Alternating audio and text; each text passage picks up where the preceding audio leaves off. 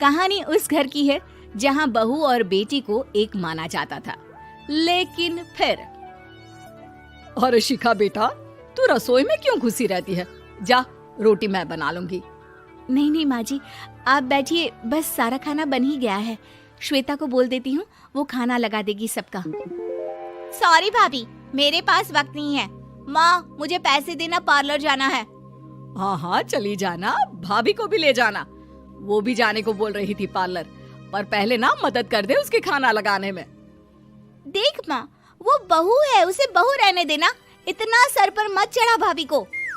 श्वेता, ज्यादा मत बोला कर। बहू और बेटी में कोई फर्क नहीं होता है। जा जाकर काम कर। ननद को माँ का भाभी से इस तरह प्यार करना बिल्कुल अच्छा नहीं लगता। वो बार बार किसी न किसी तरह माँ को भाभी के खिलाफ भड़काती रहती, लेकिन कोई फायदा ना होता। एक रोज, अरे बेटे किशन, जा बहू को कहीं घुमा कर ला, सारा दिन घर में काम करती रहती है। हाँ हाँ माँ, हम लोग जा रहे हैं ना गोवा। अच्छा जी, भाभी ने तो हमें बताया भी नहीं।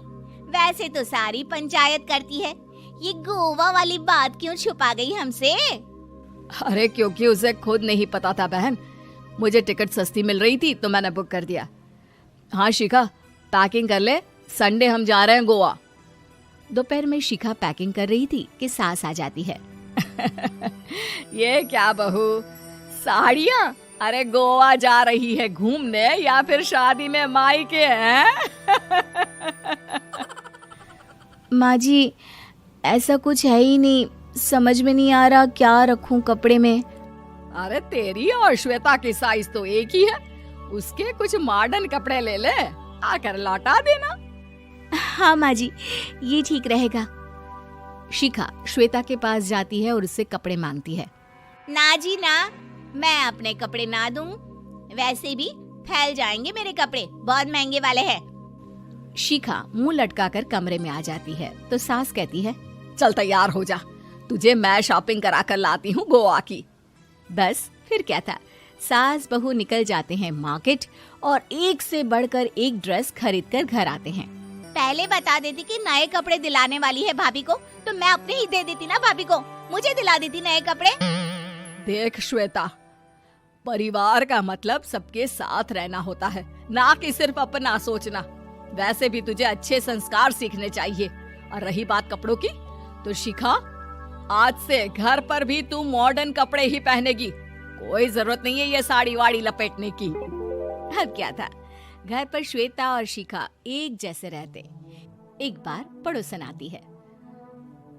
अरे बेटा, अपनी माँ को तो बुलाना, जरा बात करनी है। शिखा सास को बताती है और रसोई में चली जाती है। ये आपकी बेटी बहुत बड़ी हो गई है, इसके लिए एक रिश्ता है, कहो तो बता दूं। ये बेटी नहीं बहू है, घर में सब एक जैसा ही रहता है। वैसे मेरी बेटी भी बड़ी हो गई है, कोई रिश्ता हो तो जरूर बताना। पड़ोसन रिश्ता लेकर उन लोगों के घर आती है। तब श्वेता की होने वाली सास कहती है, तो ये घर है, कितने मंजिल का है? और ये बहू ने आपकी क्या पहन रखा है, जीन्स टॉप? अरे भाई, साड़ी वाड़ी नहीं है क्या इसके पास? देखिए, सर्दी है तो साड़ी में बहू कैसे मैनेज करती, वैसे पहनती है साड़ी भी। देखिए, हम लोग ठहरे पैसे वाले लोग, कोई कमी नहीं है हम लोगों के पास पैसों की, बहुत पैसे हैं, जमीन, नौकर चाकर, कार, सब कुछ है, लेकिन घर में संस्कारी बहू चाहिए। समझ रही हैं ना आप?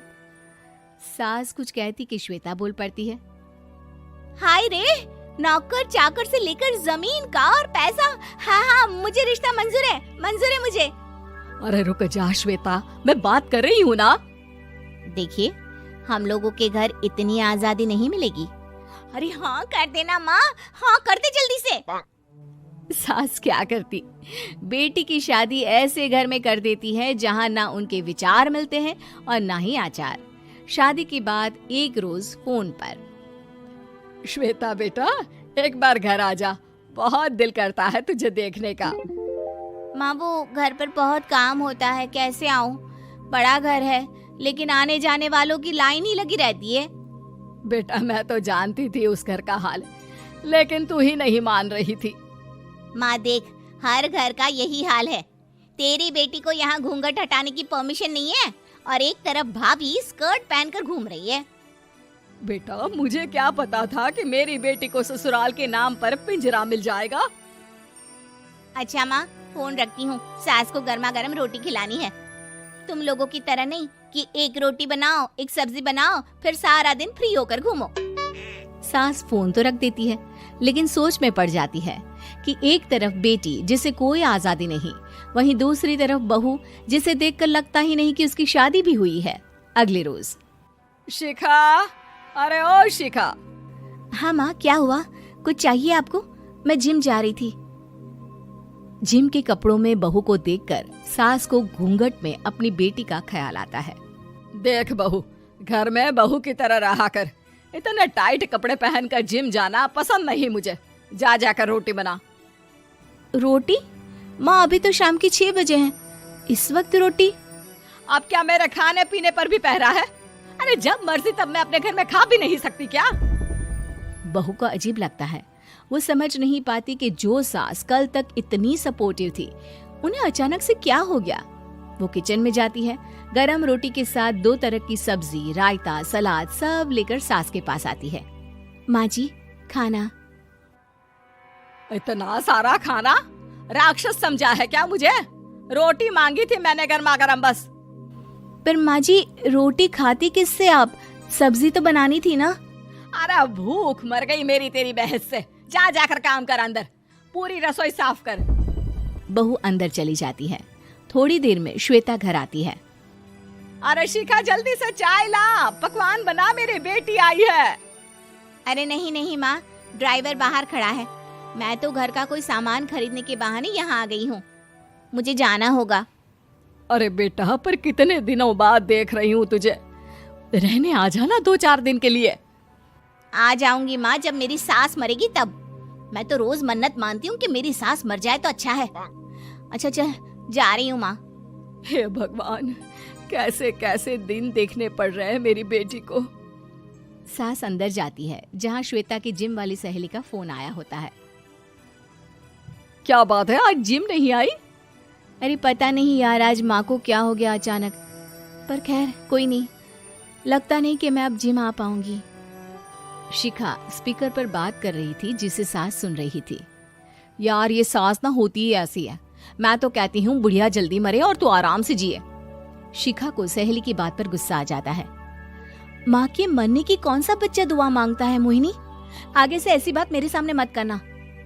हमारे घर की शोभा ही माँ है। क्या हुआ जो थोड़ी शक्ति दिखा रही है? उसमें भी कोई ना कोई उनकी भलाई ही होगी।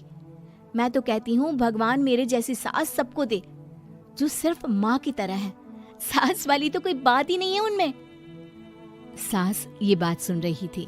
उनकी आंख में आंसू आ जाते हैं कि क्यों वो बेटे की किस्मत में बहू को भी भागीदार बना रही थी।